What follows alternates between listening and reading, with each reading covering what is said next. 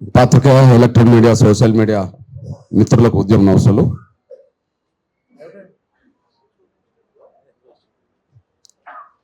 నిన్న ఎస్సీ వర్గీకరణ మీద శాసనమండలిలో తీర్మానం జరిగి శాసనసభలో చర్చ జరిగిన విషయం అందరికి తెలుసు. దాని మీద నిన్న మేము ఎలాంటి అభిప్రాయం వ్యక్తం చేయలేకపోయాం. ఈరోజు ఆ అంశం పట్ల మాకు ఉండబడే అభిప్రాయాలను సమాజం దృష్టికి తీసుకురావడం కోసమే ఈ కీలకమైన ప్రెస్ మీట్. దీనికి సహకరిస్తారని ఆశిస్తున్నాను నేను.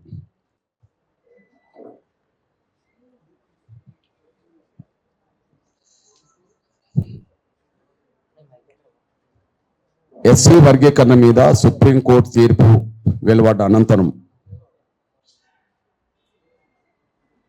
తెలంగాణ రాష్ట్ర ప్రభుత్వం నియమించిన ఏకసభ్య కమిషన్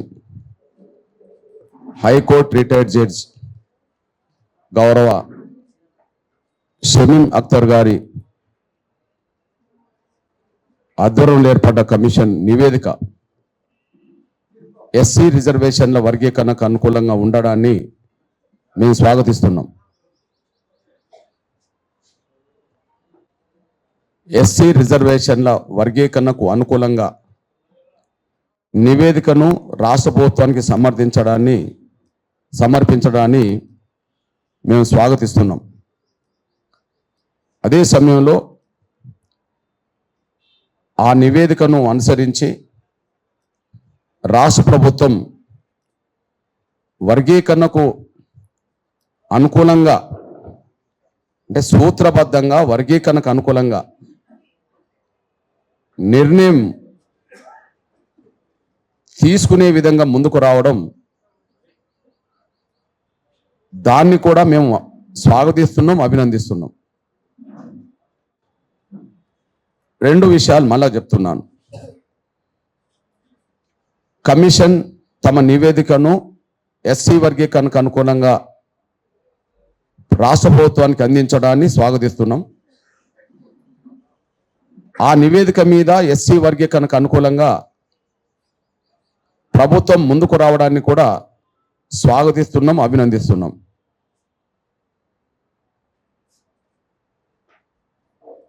ఈ స్వాగతించడం అనేది, అభినందించడం అనేది సూత్రబద్ధంగా వర్గీకరణకు అనుకూలంగా ఉండడమే తప్ప వేరే కాదు.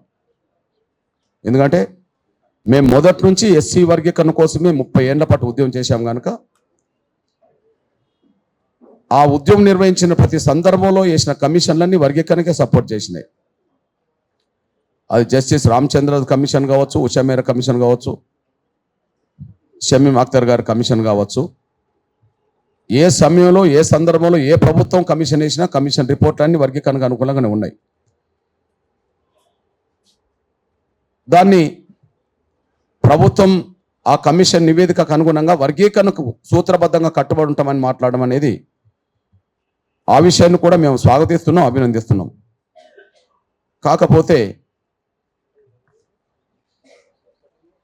కొన్ని విషయాల్లో రాష్ట్ర ప్రభుత్వం ముందు మా అభిప్రాయాలను, మా సూచనలను మేము చెప్పదలుచుకున్నాం.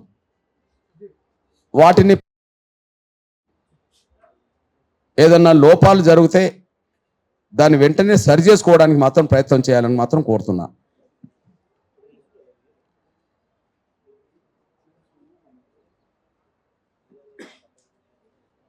కమిషన్ చేసిన సూచనలన్నీ అమలు చేయాలన్నా వద్దా అనేది ప్రభుత్వ నిర్ణయమే కదా.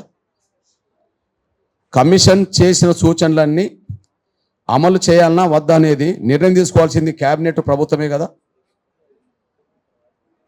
అందుకు సాక్ష్యం షమీం అఖ్తర్ గారి నాయకత్వంలో నియమించబడ్డ కమిషన్ తమ సిఫార్సుల్లో క్రిమిలేయర్ కూడా ఉండాలని అన్నది అనుకోండి, అన్నది కదా.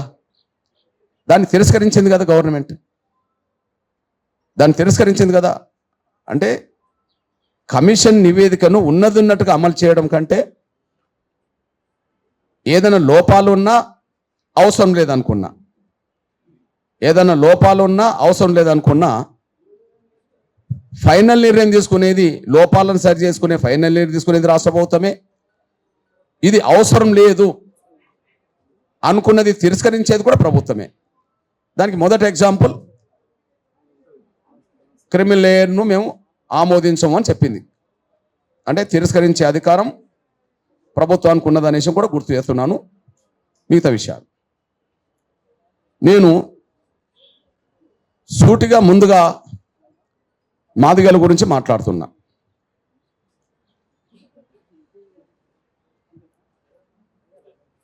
ఎస్సీ వర్గీకరణ కోరుతూ ఉద్యమానికి నాయకత్వం వహిస్తున్నది మాదిగలు, మాదిగ దండోర. అందరికీ న్యాయం జరగాలనే పోరాటం చేస్తున్నా, అగ్రభాగాన నిలబడి పోరాటం చేస్తున్నది మాదిగలు, మాదిగ దండోర. మేము గౌరవ షమీం అఖ్తర్ గారికి మా వినతి పత్రం ఇచ్చినప్పుడు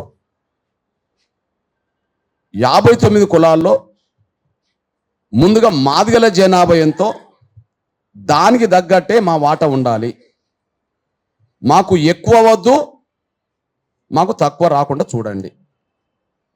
అంటే ఈ 59 కులాల్లో మిగతా ఏ కులానికి దక్కాల్సిన అవకాశాలు మాకు కట్టబెట్టబాకండి. సేమ్ టైం మా జనాభా ఎంతో మా జనాభాకు తగ్గట్టుగా మాత్రమే మా వాటా వచ్చేటట్టు చూడండి. మాది వేరేలకు వెళ్ళకుండా చూడండి. మాకు ఎవరి వాటా వద్దు, మా వాటా ఎవరికి దోసిపెట్టద్దు. మేము ఎవరిది దోసుకోవద్దు, మాది ఎవరిది దోసుకోవద్దు. ఇది ప్రాథమిక సూత్రంగా మేము వినతి పత్రం ఇచ్చాము. అయితే తమ నివేదికలో ఏ రూపంగా చూసినా మాదిగల జనాభా నిష్పత్తి ప్రకారంగా మాకు రావాల్సిన వాటా 10.5 లేదా 11% మాకు రావాలి. మాకు ఇవాళ 9%, మాదిగలతో పాటు కొన్ని కులాలు కలిపి 9% ఇచ్చారు. ఇది ఏ ప్రాతిపదికం ఇచ్చారు? వెనుకబాటుతనం ఆధారంగా చూసి 9% డిక్లేర్ చేశారా, లేదా జనాభా పరంగా చూసి 9% డిక్లేర్ చేశారా? వెనుకబాటుతనాన్ని గుర్తించినట్టుగా కనిపించట్లేదు, మా జనాభాకు దగ్గర గుర్తించి ఇచ్చినట్టుగా కనిపించట్లేదు. ఎగ్జాంపుల్, మా జనాభా సింగిల్ క్యాస్ట్ మాదిగల జనాభా 32,33,642. 32,33,642. ఇక వర్గీకరణను అడ్డుకునే వర్గం మాలలు. డైరెక్ట్ సింగిల్ క్యాస్ట్గా ముందు మాలలు, డైరెక్ట్ సింగిల్ క్యాస్ట్గా మాలలు. మాలలకు సంబంధించిన విషయంలో 15,27,143. నేను ఒకరోజు ఇక్కడనే ఒక ప్రెస్ మీట్లు అన్నాను, చూసారా? వాళ్ళు 30 లక్షలు ఉన్నారు అని అంటుండ్రు కదా, మరి మీదంటే వాళ్ళు 30 లక్షలు నిరూపించుకుంటే నేను 1 కోటి మంది నిరూపించుకుంటాను ఇక్కడనే అన్న. ఒకసారి ఇక్కడనే అన్న, వాళ్ళు 15 లక్షలు. ఇప్పుడు 15 లక్షల జనాభాకు సంబంధించిన వాళ్లకు 5% ఇచ్చినప్పుడు యావరేజ్గా, మరి 32% ఇచ్చిన వాళ్ళు జనాభా ఉన్న వాళ్ళకు 11 రావాలి కదా. 15 లక్షలు ఇంకో 15 లక్షలు కలిస్తే 30 లక్షలు. 5కు 5 10 మాకు రావాలి. ఇంకా 2 లక్షలు అదనంగా ఉన్నాయి, మాకు 11% రావాలి. మా జనాభాకు తగ్గ ప్రాతినిధ్యం, రిజర్వేషన్లు మాకు దక్కలేదు అనడానికి ఇది సాక్ష్యం. 15 లక్షలకు సంబంధించిన వాళ్ళకు 5% ఇచ్చినప్పుడు 32 లక్షలకు సంబంధించిన వాళ్ళకు 9% ఎట్లా వస్తుంది? 11% రావాలి కదా. ఏ ప్రాతిపదిక మాకు 9 ఇచ్చారు, 11 ఎందుకు ఇవ్వలేదు? ఈ ఒక్క విషయం. రెండో విషయం, యావరేజ్గా గ్రూప్ల గురించి మాట్లాడదాం. ఓకే, ఎస్సీ బి గ్రూప్లో, మాదిగల గ్రూప్లో మొత్తం 15 కులాలు పెట్టారు.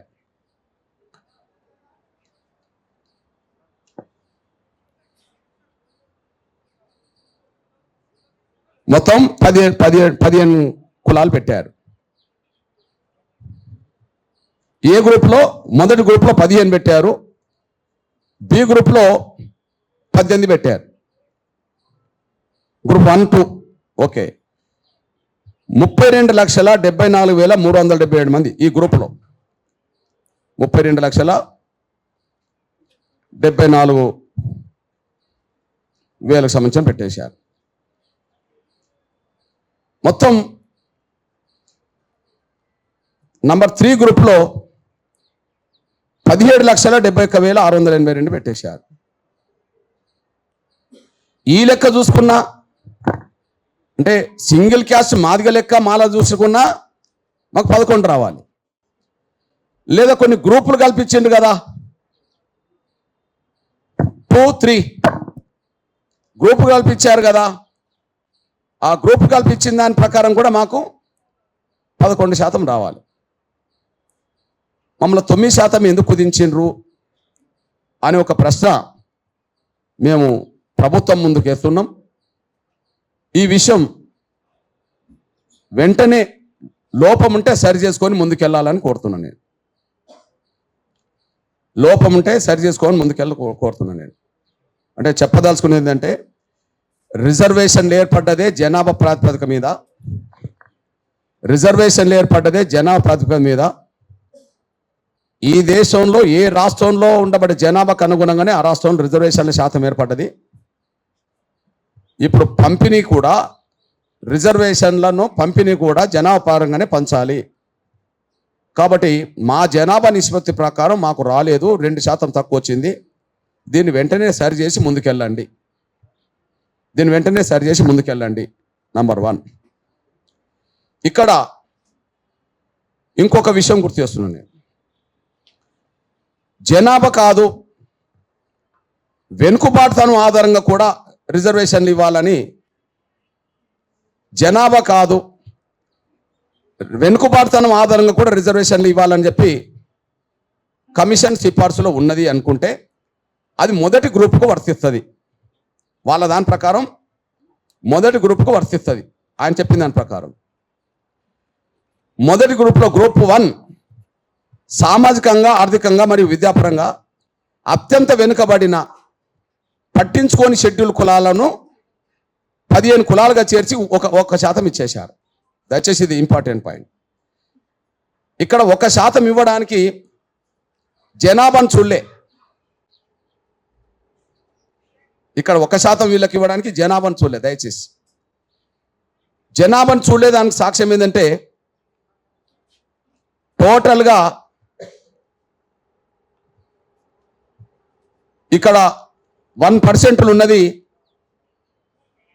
అన్ని కులాలు కలిస్తే 1,71,625.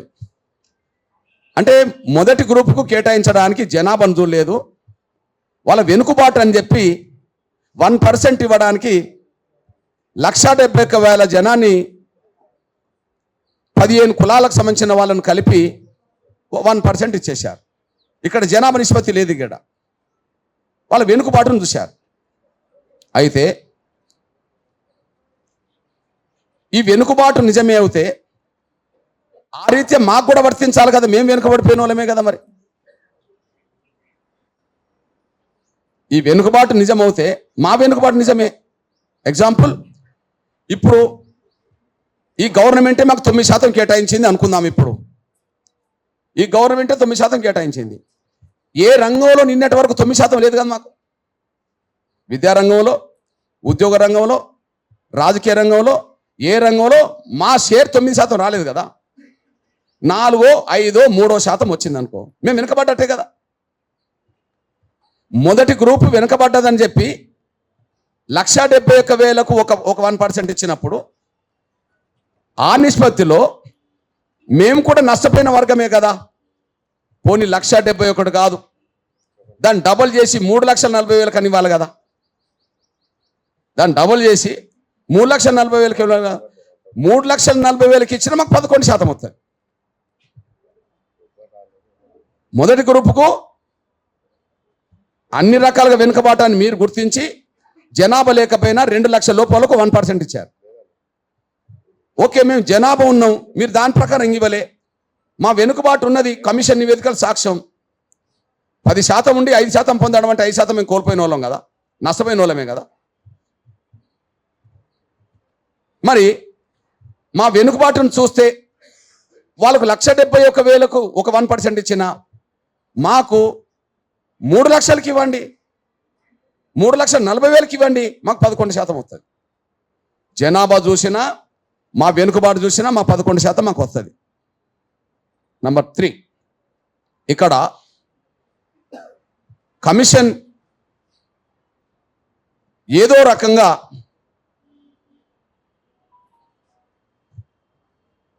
ఈ అత్యంత వెనుకబడ్డ కులం అంటున్న ఆ ఏ గ్రూప్లోకి మొదటి గ్రూప్లోకి అత్యంత అడ్వాన్స్ అయిన కులాన్ని తీసుకొచ్చి పెట్టారు మళ్ళీ. అది ఇంపార్టెంట్. అత్యంత అడ్వాన్స్ అయిన కులం మీ దృష్టికి తీసుకొస్తున్నా. గంటా చక్రపాణి కులం ఏంటిది? పంబాల.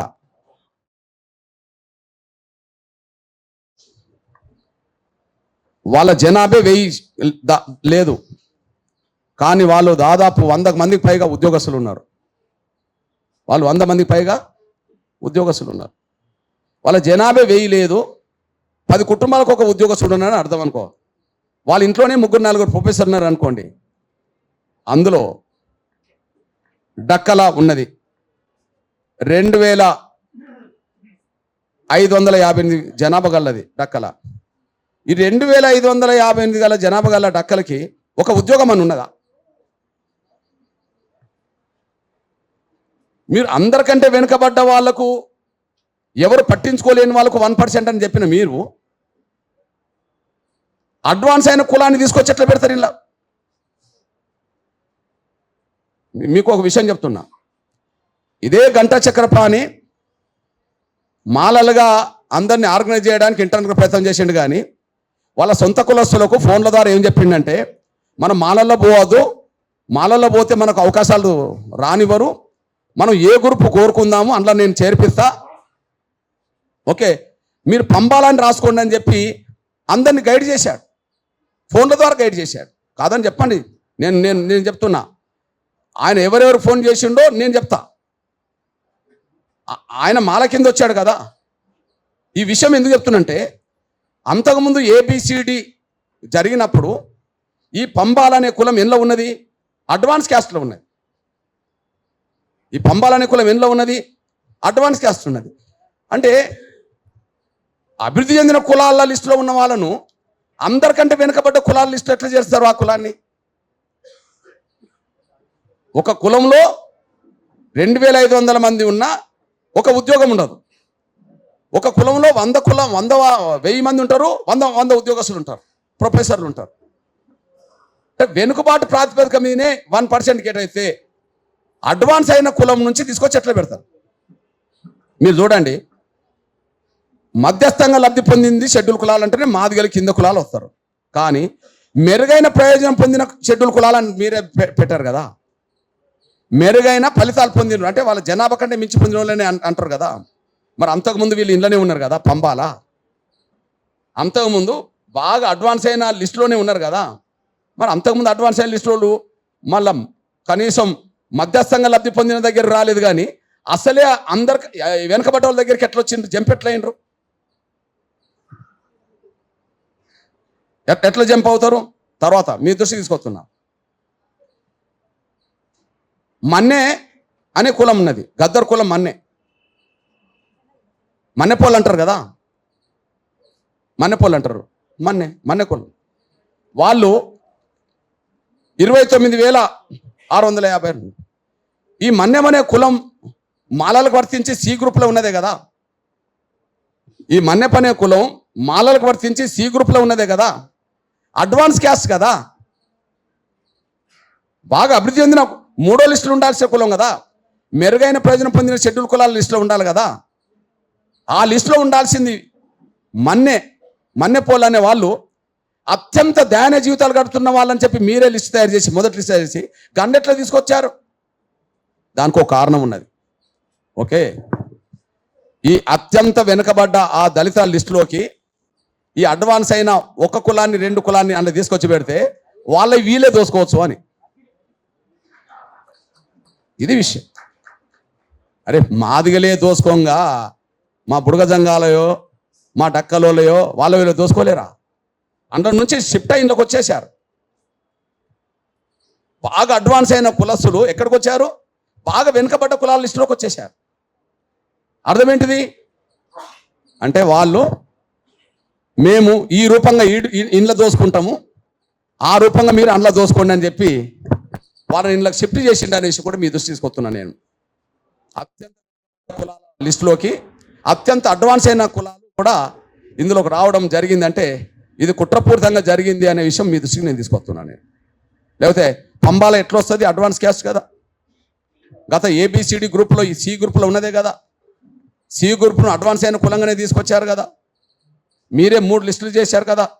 అంతకుముందు ఉన్న సి గ్రూప్లో వీళ్ళు ఉన్నారు కదా. మరి ఎట్లా వచ్చారు ఇళ్లకు? నంబర్ 1. రెండోది, ఇక్కడ మాదిగల ప్రాతినిధ్యం పెరగద్దు, మాలల ప్రాతినిధ్యం పెరగాలి. ఇది కుట్ర కూడా ఉన్నది. లాస్ట్కు వీళ్ళు ఈ కాంగ్రెస్ ప్రభుత్వం మొదటి నుంచి ఒక పని చేస్తున్నది. నేను తెలంగాణ ఉద్యమ కాలం నుంచి ఇప్పటి వరకు 2 చూస్తున్నా. తెలంగాణ ఉద్యమ కాలం నుంచి 2 చూస్తున్నా. తెలంగాణ రాష్ట్ర తెలంగాణను అడ్డుకుంటామన్నది ఎవరు? సీమాంధ్ర. అంతేనా? సీమాంధ్ర భూస్వామ్య పెట్టుబడిదారు వర్గం అడ్డుకుంటాను.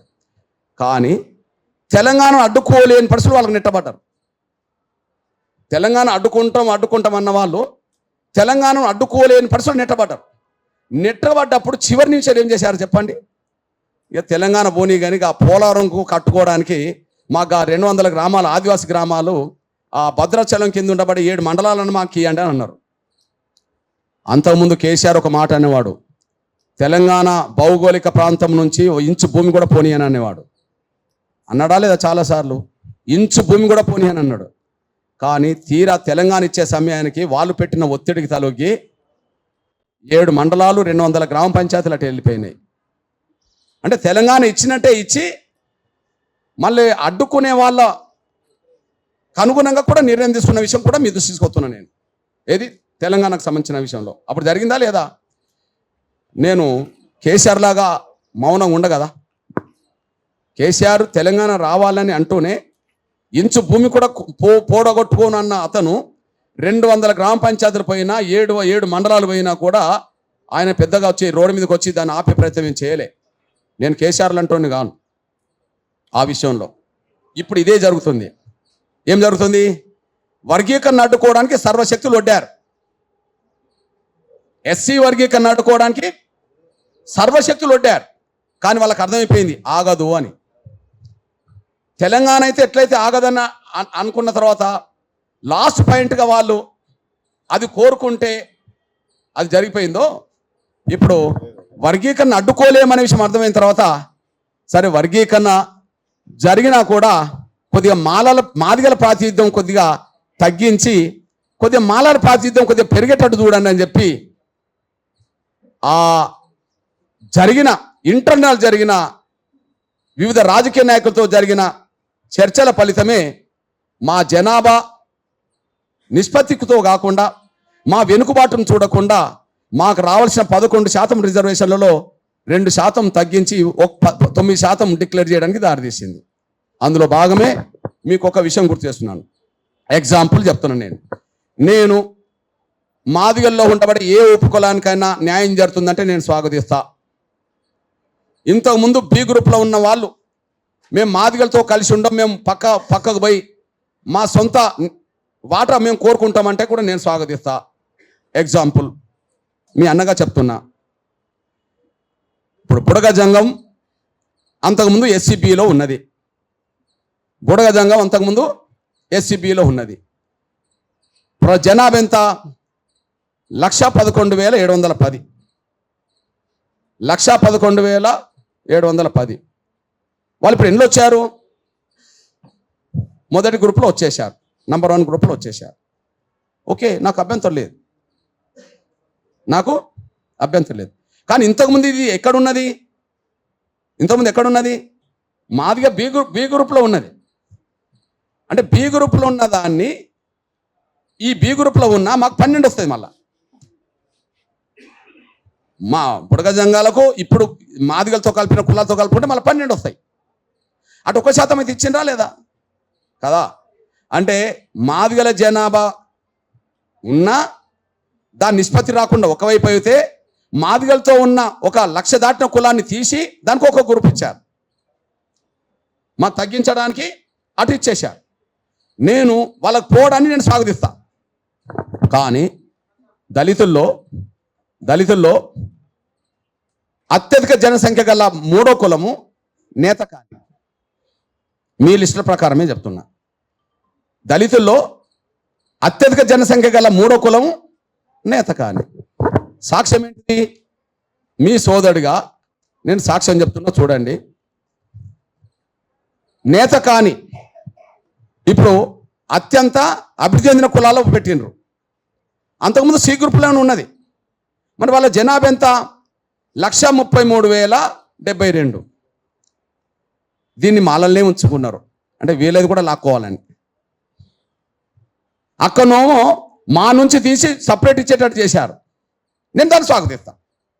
1,10,000 అయినా మా బుడగ జంగాలు ఇతర కులాలకు న్యాయం జరుగుతుందంటే నేను స్వాగతిస్తా. మరి 1,10,000ను బి గ్రూప్ నుండి తీశారు కదా. మరి 1,33,000 ఎక్కువనా 1,10,000 ఎక్కువనా? 1,33,000 ఎక్కువ. మరి 1,33,000 వాళ్ళను వేరే గ్రూప్లో చేర్చాలి కదా. అది 1% ఇస్తారా, 0.5% ఇస్తారా, 2% ఇస్తారా అని కాదు. వేరే గ్రూప్లో చేర్చాలనా వద్దా? చేర్చాలి. మరి అదెందుకు అందబెట్టుకున్నారు అంటే ఇక్కడ ఈ 1,33,000 మందిని సపరేట్ తీస్తే వాళ్ళతో పాటు ఇంకో 2-3 కులాలు కలిపితే 1,70,000 అంటే ఇంకొక 40,000కు సంబంధించిన ఒక 2-3 కులాలు కలిపినారు అనుకో, అప్పుడు 1% వస్తుంది కదా. కానీ 1% వస్తే ఎవరిది తగ్గుతుంది? ఆడ మాలలు తగ్గుతుంది. అప్పుడు మాలలకి ఎంత వస్తుంది? 4 వస్తుంది. అంటే వాళ్ళది మాత్రం 4 వచ్చే కాడ 5 చేసుకోవడానికి 1,33,000 నేతకాలను నన్ను పెట్టుకుంటారు. కానీ మాదిగలకు 11% రావాల్సిన చోట వీళ్ళకు ఎక్కువ వస్తుందని చెప్పి మాదిగల నుంచి ఉండబడే బి గ్రూపులు ఉండే వాళ్ళను నా బుడగ జంగాలను పక్కకు పెట్టిస్తారు. 1,10,000కు ఒక గ్రూప్కు చేయడానికి మేజర్ క్యాస్ట్గా చూసినప్పుడు 1,33,000 మంది ఉండబడే నేతకాన్లు ఎందుకు చూడలేకపోయారు? కారణం ఏంటి అంటే ప్రతి దశలో మా జనాభా పరంగా ఇవ్వలేదని రుజువు అవుతుంది, మా వెనుకబాటు చూడలేదని రుజువు అవుతుంది. అదే సమయంలో అత్యంత వెనుకబడ్డ వాళ్ళలో 1 గ్రూప్లోకి అత్యంత డెవలప్ అయిన కులాలను చొరబడి వాళ్ళ అవకాశాలు దోచుకోవడానికి సిద్ధపడతానని రుజువు అవుతుంది. మరొక వైపు 3వ స్థానం మీరు నిన్న వివేక్ గారి స్టేట్మెంట్ చూడండి. అసెంబ్లీలో వివేక్ గారి అసెంబ్లీలో స్టేట్మెంట్ చూడండి. ఏం చెప్పారు? దళితుల్లో 3వ అత్యధిక జనసంఖ్య ప్రజలు నేతకాని ప్రజలు. వాళ్ళకు ప్రత్యేక కార్పొరేషన్ పెట్టమని గతంలో నేను కోరాను అని అన్నాడు ఆయన. నిజమే, ఎన్నికల సమయంలో, పార్లమెంట్ ఎన్నికల సమయంలో అక్కడ నేతకాని బిడ్డ బీజేపీలో పోటీ చేస్తుంటే తన కొడుకును కాంగ్రెస్లో పోటీ పెట్టినప్పుడు ఈ నేతకాని వాళ్ళందరూ నేతకాని బిడ్డకు ఓటేయకుండా కొంతమంది నేతకాని లీడర్లను తీసుకొచ్చి చూడండి నేతకాని కార్పొరేషన్ ఏర్పాటు చేయండి అంటే వాళ్ళ కొడుకు నేతకాని ఓట్లు వేయించుకోవడం కోసం. అప్పుడు పెద్దపల్లి పార్లమెంట్ అభ్యర్థి ఎవరు? బీజేపీ నేతకాని. అంటే నేతకాని ప్రజలు నేతకాని బిడ్డకు ఓట్లు లేకుండా చేసుకోవడానికి కొంతమంది నేతకాని నేతల్ని తీసుకెళ్ళి ఇదే వివేకు నేతకాని వాళ్ళకు ప్రత్యేక కార్పొరేషన్ ఇవ్వమని కోరిండు. ఇది సాక్ష్యమే కదా. మరి నేతకాని ప్రజలకు మాలలతో సంబంధం లేకుండా, మాదిగలతో సంబంధం లేకుండా మాదిగ కార్పొరేషన్తో పాటు నేతకాని కార్పొరేషన్ కూడా ఏర్పాటు చేయాలన్న మీరు మరి నేతకాని ప్రజల జనాభా నిష్పత్తి ప్రకారం వాళ్ళకు ప్రత్యేకంగా 1% కేటాయించమని ఎందుకు కోరలేదు? ఎన్నికలకు ముందు మాత్రం నేతకాని వాళ్ళకు ప్రత్యేక కార్పొరేషన్ కావాలి నీ కొడుకు ఓట్లు వేయించుకోవడం కోసం. కానీ ఇప్పుడు వర్గీకరణ జరిగే సమయానికి మాత్రం వాళ్ళ జనాభాను కూడా చూపించి మీరు దోసుకోవాలి. మాదిగల కాడికి వచ్చేటప్పటికేమో బి గ్రూప్లో ఉన్న వాళ్ళను 1,10,000 ఉన్న వాళ్ళను పక్కకు పెట్టి 1% ఇవ్వమని చెప్తారు. 1,33,000 ఉండబడే నేత కాని వాళ్ళకి మాత్రం మళ్ళీ మీరే కలుపుకుంటారు. ఇదంతా అశాస్త్రీయంగా ఉన్నదనే విషయం కూడా స్పష్టంగా రుజువు అవుతుంది. ఇదంతా అశాస్త్రీయంగా ఉన్నదనేసి కూడా రుజువు అవుతుంది. మళ్ళీ నేను చెప్తున్నా, నేను నంబర్ 1 ఓవరాల్గా ఎస్సీ వర్గీకరణను సమర్థిస్తూ నివేదిక ఇవ్వడాన్ని స్వాగతిస్తున్నా. ఎస్సీ వర్గీకరణకు అనుకూలంగా ముందుకు సాగుతున్న ప్రభుత్వ నిర్ణయాన్ని నేను స్వాగతిస్తున్నా. కానీ ఎస్సీ వర్గీకరణ చేసేటప్పుడు మీరు జనాభా చూస్తున్నారా, మీ వెనుకబడతానం చూస్తున్నారా? మీరు జనాభా చూడలేకపోయినరు, మీరు వెనుకబడతానం కూడా చూడలేకుండా పోయినరు. వెనుకబడతానమే మీరు చూస్తే ఆ వెనుకబడతానంలో అత్యంత అడ్వాన్స్ అయిన కులాలు ఎట్లొచ్చినాయి? జనాభా పరంగానే చూస్తే మా జనాభా నిష్పత్తి పరంగా మాకు రావాల్సిన దానికంటే ఎందుకు తగ్గినాయి? వెనుకబాటు ఉన్నది, మా జనాభా కూడా ఉన్నది. అంటే ఇక్కడ నేను అంటున్నా కుట్ర జరిగింది.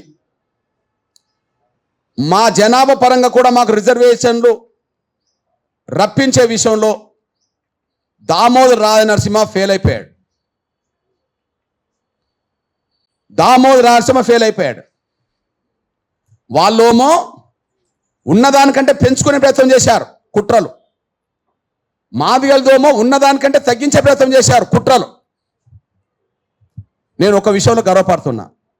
ఉన్నదానికంటే పెంచుకునే విషయంలో వివేకు మాలల తరపున గట్టిగా నిలబడ్డాడు. ఇతరులను కలుపుకొని కూడా గట్టిగానే నిలబడ్డాడు. అరే ప్రత్యర్థి అయినా నేను చెప్తున్నా, వాళ్ళ జనాభా లేకపోయినా పెంచుకునే విషయంలో అటు గట్టిగా నిలబడ్డాడు.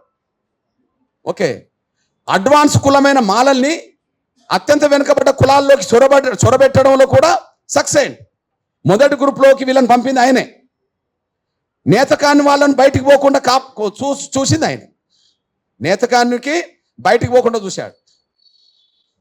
అత్యంత వెనుకబడ్డ కులాల్లోకి ఈ కులం నుంచి కొంతమంది చొరబెట్టేట్టు చేశాడు. ఈ రీత్యా మాలల పక్షాన వాళ్ళ వైపు న్యాయం లేకపోయినా, జనాభా లేకపోయినా వాళ్ళ వైపు నిలబడడంలో వివేకు పాత్ర గట్టిగానే ఉన్నది. కానీ న్యాయం వైపు నిలబడడంలో, అత్యంత వెనుకబడ్డ మాదిగల వైపు నిలబడడంలో, అత్యధిక జనసంఖ్యల మాదిగల వైపు నిలబడడంలో, వాళ్ళకు రావాల్సిన వాటా సాధించి పెట్టడంలో దామోదర్ నరసింహ ఫెయిల్ అయిపోయాడు. మేము దామోదర్ నరసింహను ఇట్లాంటి పరిస్థితిలో, దామోదర్ రాజనరసింహ ఇట్లాంటి పరిస్థితుల్లో మా మాదిగ ప్రతినిధిగా, మా మాదిగ మంత్రిగా మేము చూడట్లేదు.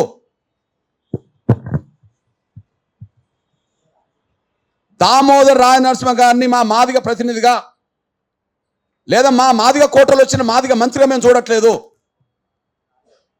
ఆయన మాదిగల పక్షాన రావాల్సిన దాన్ని కూడా రప్పించలేకుండా ఆయన మౌనంగా ఉన్నాడు. స్వార్థపరులు వాళ్ళ నిష్పత్తి కంటే ఎక్కువ పొందుతుంటే న్యాయం కోసం బలమైన ఉద్యమం జరుగుతున్న ఈ సమయంలో మాదిగల పేరుతో మంత్రికున్న వ్యక్తి మౌనంగా ఉండడం వల్ల జనాభా పరంగా రిజర్వేషన్లు పొందే అవకాశం కోల్పోయే పరిస్థితికి వచ్చింది. వెనుకబాటును ఆధారంగా చేసుకొని న్యాయబద్ధమైన వాటా పొందలేని పరిస్థితులు నెట్టబడడం జరిగింది. దీనికి ఎవరు బాధ్యత? దామోదర్ నరసింహ బాధ్యత. నేను అంటున్నా, సోదరా దామోదర్ నరసింహ గారు, నువ్వు మాదిగల ప్రయోజనాలు కాపాడలేవు. మిమ్మల్ని మేము మాదిగల ప్రతినిధిగా చూడట్లేదు. నువ్వు ఎవరి ప్రతినిధో ధైర్యం ఉంటే చెప్పుకో. మాదిగలకు రావాల్సిన 11% వాటా ఎందుకు రాలేదో చెప్పు. జనాభా లేదా, వెనుకబాటు లేదా? జనాభా లేదా, వెనుకబాటు లేదా? ఈ రెండు ఉన్నప్పుడు నిష్పత్తి పరంగా ఎందుకు రాలే? జనాభా ఉన్నదని మీ కమిషన్ చెప్తుంది, వెనుకబాటు ఉన్నదని కమిషన్ చెప్తున్నది. మరి దానికి దగ్గర రిజర్వేషన్లు న్యాయబద్ధమైన వాటి ఎందుకు రాలే? నీ మౌనం, నీ చేతగాంతనం వల్ల నా మాదిగ బిడ్డలు, అత్యధిక జనసంఖ్యలో నా మాదిగ బిడ్డలు తమ భవిష్యత్తుకు ప్రమాదంగా మారినవు నీ ప్రవర్తన వల్ల అనేసి కూడా రుజువు అవుతుంది. వాళ్ళ భవిష్యత్తుకు నువ్వే నష్టం తీసుకొస్తున్నావు. కాబట్టి మిమ్మల్ని మా మాదిగ ప్రతినిధిగా చూడట్లేదు. నేను ఇక్కడి నుంచి డిమాండ్ చేస్తున్నా, రేపు మంత్రివర్గ విస్తరణలో రేపు మంత్రివర్గ విస్తరణలో దామోదర్ని తప్పించండి, మాదిగల్ని ఇద్దరిని తీసుకోండి. నా డిమాండ్ ఇది. రేపు మంత్రివర్గ విస్తరణలో జరిగితే మాదిగల ప్రయోజనాలు కాపాడలేని మంత్రి మాకెందుకయ్యా? మాదిగల బిడ్డలకు రావాల్సిన అవకాశాలు ఇచ్చడానికి సిద్ధంగా లేని మంత్రులు ఎందుకయ్యా? మీరు మీ కుటుంబం కోసమేనా? మీ కుటుంబం కోసమేనా? జాతి బిడ్డల భవిష్యత్తు మీకు పట్టదా? ఏళ్ళ తరబడి మీకేనా పదవులు? దశాబ్దాల తరబడి మీకేనా పదవులు? కనీసం ఏ కులం పేరు పెట్టుకొని, ఏ కులం పేరుని అడ్డం పెట్టుకొని ఈ స్థాయి పదవులు పొందుతున్నారో ఆ కులానికి న్యాయం చేయకపోయినా అన్యాయం జరగకుండా చూడాలి కదా. ఆ కులానికి మీరు దోష పెట్టకపోయినా ఆ కులం అవకాశాలు ఇంకోటి దోసుకోకుండా చూడాలి కదా. ఒక కాపలదారుడు ఉండాలి కదా. నువ్వు ఆ పని చేస్తలేవు కదా. ఎందుకు నువ్వు కాంగ్రెస్ అధిష్టానానికి విజ్ఞప్తి చేస్తున్నా, ముఖ్యమంత్రి పరిధిలో ఉంటుంది మంత్రివర్గం ఇస్తానా, దామోదర్ తప్పించండి, మాదిగల నుంచి ఇద్దరిని మంత్రులుగా చేసుకోండి. ఎవరైనా చేసుకోండి, మాదిగల నుంచి ఇద్దరు రావాలి. రెడ్లు నలుగురు ఉన్నప్పుడు మాదిగలు ఇద్దరు ఉంటే తప్పేంటి? రెడ్డి సామాజిక వర్గం సంబంధించిన వాళ్ళు నలుగురు ఉంటే మాదిగలు ఇద్దరు ఉంటే తప్పేంటి? మేము ఇద్దరిని కోరుతున్నాం, దామోదర్ తప్పించండి. ఇకపోతే నేను ఒక విషయం గుర్తు చేస్తున్నా. మాకు జరిగిన అన్యాయం రేవంత్ రెడ్డి గారికి తెలుసు. మాకు జరిగిన అన్యాయం రేవంత్ రెడ్డి గారికి తెలుసు. మా జనాభా కంటే తక్కువ రిజర్వేషన్లు వచ్చినాయనే విషయం ఆయనకు తెలుసు. నేను పేరు చెప్పను. ఆయన శాసనసభకి వెళ్ళే ముందు ఒక 40 నిమిషాలు ఇద్దరు మా మాదిగ ప్రజలతో, మా మాదిగ ప్రముఖులతో మాట్లాడాడు. ఆయన శాసనసభకి వెళ్ళే ముందు, నేను పేరు చెప్పాను, ఓకే, ఆయన శాసనసభకి వెళ్ళే ముందు ఒకరికి ఫోన్లో ఒకరిని దగ్గర పెట్టుకొని ఒకరితో ఫోన్లో 40 నిమిషాలు మాట్లాడాడు.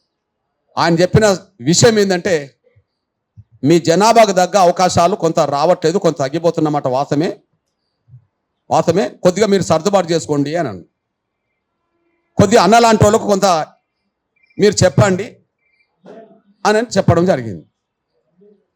అంటే అర్థం ఏంటి మరిగా? ఆయనకు తెలుసు అన్నట్టే కదా.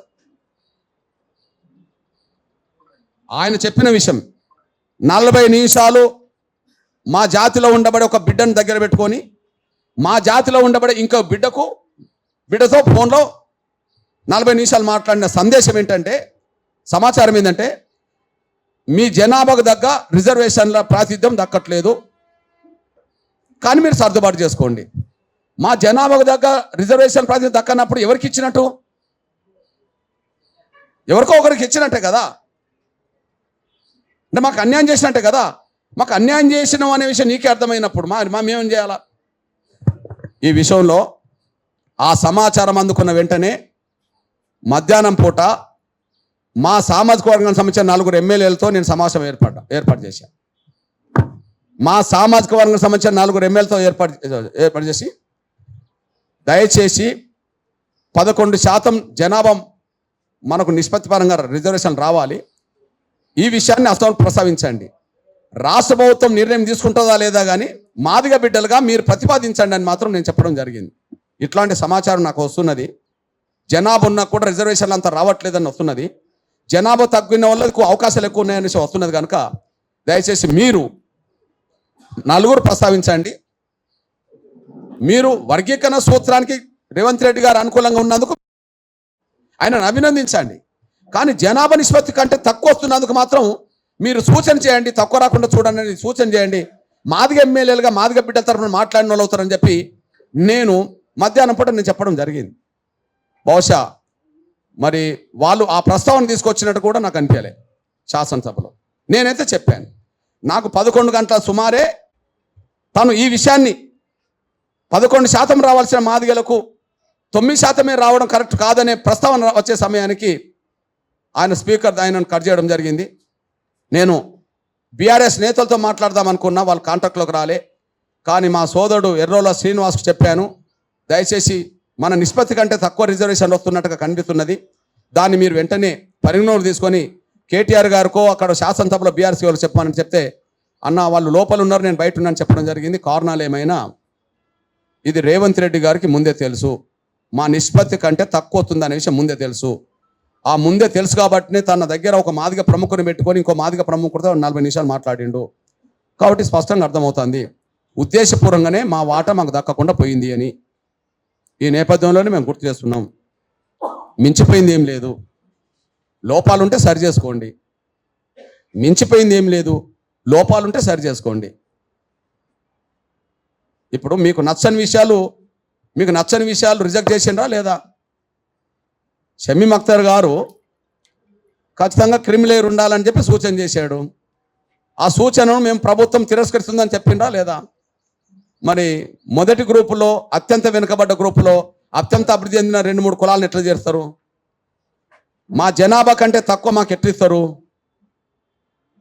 1,10,000 ఉన్న కులానికి 1% ఇవ్వడానికి కొంత కసరత్తు చేసినప్పుడు 1,33,000 ఉన్న ఒక కులానికి సపరేట్ ఇవ్వడానికి ఎందుకు కసరత్తు చేయలేకుండా పోయినరు? మాదిగా మాలలతో పాటు నేతకాన్లకు కూడా కార్పొరేషన్ ఇవ్వాలని చెప్పి వివేకే కోరిండు కదా. మరి ఆ వివేకు మరి ఎందుకు నేతకాని వాళ్ళకు సపరేట్ ఇవ్వాలి, వర్గీకరణలో సపరేట్ వాటా రావాలని చెప్పి ఎందుకు అనలేకుండా పోయిండు? అంటే ఇక్కడ మాదిగల వాటా పెరగకుండా చూడడానికోమో ఇటు పంపడం, ఆడ మాలల వాటను పెంచుకోవడానికోమో మెజార్టీ కులాస్తులు అయిన నేతకాలను కలుపుకోవడం. ఇదంతా ఉద్దేశపూర్వకంగా కుట్రబుద్ధితో జరిగిన ప్రక్రియ. ఇది నాకు తెలిసి కమిషన్ నివేదిక తయారు చేసేటప్పుడే ఇవంతా కసరత్తు జరిగినట్టుగా కనిపిస్తున్నది. కమిషన్ నివేదిక తయారు చేసేటప్పుడే ఇదంతా కసరత్తు జరిగినట్టు కనిపిస్తున్నది. ఈ కసరత్తులో 3 భాగస్వాములు. నంబర్ 1 వివేక్, వాళ్ళ ప్రయోజనాలకు పెద్దపీట వేసుకోవడానికి, మాదిగల ప్రయోజనాలను దెబ్బతీయడానికి, ఇతర కులాల ప్రయోజనాలు దెబ్బతీయడానికి, నేతకాని ప్రయోజనాలు దెబ్బతీయడానికి, అందరి ప్రయోజనాలు దెబ్బతీయడానికి ఒక కుట్ర. దీనికి మౌనమునిగా పాత్ర పోషించింది దామోదర్ రాజనరసింహ. మౌనమునిగా పాత్ర పోషించింది తెలుసు ఆయనకు, ఆ పాత్ర పోషించింది దామోదర్ నరసింహ. ఈ విషయం ఇట్లా జరుగుతుందని చెప్పి ఖచ్చితంగా రేవంత్ రెడ్డి గారికి ముఖ్యమంత్రి కూడా తెలిసే ఉంటుంది కాబట్టినే నిన్న ఉదయం పూట ఆ అభిప్రాయం చెప్పడం జరిగింది. దీన్ని మేము తీవ్రంగా ఖండిస్తున్నాం. దయచేసి మా జనాభా కంటే మించి మేము అడగట్లేదు, మా జనాభాకు తగ్గట్టుగా రిజర్వేషన్లు ఇవ్వండి. తగ్గించడం అనేది న్యాయం కాదు. ఇప్పుడు జరిగిన ప్రక్రియలో లోపాలుంటే వెంటనే సరి చేసుకొని అందరికీ న్యాయం చేసే పద్ధతిలో ముందుకు రావాలని చెప్పి మేము విజ్ఞప్తి చేస్తున్నాం, డిమాండ్ చేస్తున్నాం. ధన్యవాదాలు. నిన్నటి నుండి మా శ్రేణులు ఇప్పుడు కాంగ్రెస్లో ఉండబడే మాదిగలోమో గాంధీ భవన్ కాన్స్టిట్యూన్సీ కూడా చాలా మేము అన్ని సాధించి పెట్టినామంటే అసలు 2% ఎందుకు రాకుండా పోయిందో వాళ్ళు చెప్పుకొని విజయోత్సవాలు చేసుకోవచ్చు. మేమైతే అటువైపు వెళ్ళలేదు. కానీ మా ప్రజలందరూ ఏం మాట్లాడుతున్నారో, అసలు ఏం జరుగుతుందనే విషయంలో టెన్షన్తో ఎదురు చూశారు. దానికి మన వాళ్ళకు సమాచారం ఇవ్వడం కోసం ఇదంతా జరిగింది. కాకపోతే ఏదైతే 7వ తారీఖు నాడు లక్షల డప్పుల గుండె చప్పుడు 1000 గొంతుల కార్యక్రమం ఏదైతే ఉన్నదో దానికి పర్మిషన్ ఇవ్వలేదనేది ఇప్పటివరకైతే జరుగుతున్నది. మన బృందం పృథ్వీరాజు, నరేష్, ఇస్మాయిల్, శ్రీనివాస్ వీళ్ళందరూ నాయకత్వంలో డీజీపీ గారిని కూడా కలిసి రిక్వెస్ట్ చేసింది. ఇది కేవలం వర్గీకరణ డిమాండ్ అనుకూలం వ్యతిరేకం అనేది కావదు, ప్రభుత్వం వ్యతిరేకం కాదు. ఒక సాంస్కృతిక కార్యక్రమంగా అది తెలంగాణ ప్రజలు మన దేశం గర్వపడే విధంగా, ప్రపంచం చూసే విధంగా 1,00,000 డప్పుల వాయిద్యాలతో గొప్ప ప్రదర్శన జరగబోతుంది. అది మనకు గర్వకారణం. మీరు అట్లా చూడండి అంటే లేదు ఇచ్చే ప్రసక్తి లేదు అన్నట్టుగానే మాట్లాడడం జరిగింది. ఇది బహుశా కమిషనర్ అదే మాట అన్నాడంటే, డీజీపీ అదే మాట అన్నాడంటే ఇది ప్రభుత్వం ఉద్దేశపూర్వకంగానే ఆపింది అనేది, ముఖ్యమంత్రి ఆపిండి అనే విషయం కూడా స్పష్టంగా అర్థమవుతుంది. కానీ అప్పీల్ చేస్తున్నాం మీరు పర్మిషన్ ఇవ్వాలని చెప్పి. అయితే రేపు లేదు ఎల్లుండి జరగాల్సిన ఇది మాత్రం మేము వాయిదా వేస్తున్నాం. ఏదైతే 7వ తారీఖు నాడు ఉందో 7వ తారీఖు నాడుకు సంబంధించిన కార్యక్రమం అందరూ ఒక బాధాకరమైన విషయం ఏంటంటే వేలాది వాహనాలు బుక్ చేసుకున్నారు. బహుశా 7కు బుక్ చేసుకుంటే మళ్ళీ 8కో 9కో రమ్మంటే వెంటనే రాలేరు కదా. అది చాలా మాకు బాధే. కాకపోతే మేము ప్రభుత్వంతో ఘర్షణ కోరుకోవట్లేదు కాబట్టి ప్రభుత్వం ఒక సాంస్కృతిక కార్యక్రమంగా భావించుకొని ఈ వర్గీకరణకు సంబంధించిన అంశంతో సంబంధం లేకుండా ఇది దేశంలో ప్రపంచంలో ఎక్కడ జరిగిన ఒక సాంస్కృతిక కార్యక్రమంగా అది మన తెలంగాణ ప్రజలకు, హైదరాబాదుకు, మన దక్షిణాదికి తెలుగు ప్రజలందరూ గర్వకారణంగా నిలబడే ఒక గొప్ప కార్యక్రమం. దానికి పర్మిషన్ కోసం మళ్ళీ కోరుతాం. 7వ తారీఖు నాడు పెట్టేది మాత్రం అది మేము వాయిదేస్తున్నాం. మళ్ళీ ఒక అనువైన ప్లేస్ను 10 రోజులకు ఖచ్చితంగా తేదీ రేపెల్లుండి మళ్ళీ డిక్లేర్ చేస్తాం. కానీ మన ప్రభుత్వంతో ఒకసారి మాట్లాడి ఖచ్చితంగా పర్మిషన్ ఇవ్వండి అని చెప్పి మేము కోరుతాం. రేపులేదు ఎల్లుండి నిర్వహించదలపెట్టిన ఆ కార్యక్రమాన్ని ప్రస్తుతం అయితే వాయిదేస్తున్నామని చెప్పి ప్రజలు గుర్తించాలని చెప్పి నేను విజ్ఞప్తి చేస్తున్నా. అయితే కార్యక్రమం వాయిదేస్తున్నాం కానీ డప్పుల కొనుగోలు మాత్రం ఇంకా వేగవంతం చేయాలని కోరుతున్నా. కార్యక్రమం ఒక 10 రోజులు వారం రోజులు వాయిదా ఉంటుందేమో కానీ తేదీ డిక్లేర్ చేస్తాం. డప్పులను మాత్రం కొనుగోలు చేసే విషయంలో చాలా ముందుకెళ్ళండి. ఈ తెలుగు రాష్ట్రాల్లో అన్ని షాపుల్లో అన్ని దొరుకుతున్నాయి కానీ ఈ వాయిద్యానికి సంబంధించిన షాపుల్లో డప్పులు దొరుకుతలేవు. ఆ కొరత బాగున్నది. ఆ కొరత ఎంత ఉన్నదంటే ఆ డప్పులను ఉత్పత్తి చేసే పరిశ్రమలు ఉన్నాయో ఆ పరిశ్రమలు కూడా ఆర్డర్ ఇచ్చినా కూడా అందించలేకుండా పోతున్నారు. అంటే అంత డిమాండ్ పెరిగింది. మళ్ళీ ఏంటంటే 400 దొరికేది ఇప్పుడు 700, 900 దాకా పోతుంది. అది సరే 1000 అయినా కొనడానికి సిద్ధంగా ఉన్నారు, కింద మీద పడి కొంటారు. కానీ అదైతే జరుగుతున్నది. దయచేసి డప్పులు కొనే విషయంలో ప్రతి ఇంటికి డప్పు కొనే విధంగా ప్రతి గ్రామంలో ఉన్నబడే కార్యకర్తలు, నాయకులు, ప్రజలందరూ కలిసి ఇంటింటికి డప్పు కొనుక్కొని రెడీ పెట్టుకునే విషయంలో మాత్రం మీరు సిద్ధంగా ఉండాల్సిందిగా ఎప్పుడైనా జరుగుతుంది. ప్రపంచం మొత్తం మన వైపు చూసే విధంగానే ఆ ప్రదర్శన జరగబోతుంది. ఖచ్చితంగా సిద్ధంగా ఉండాల్సిందిగా నేను కోరుతున్నాను.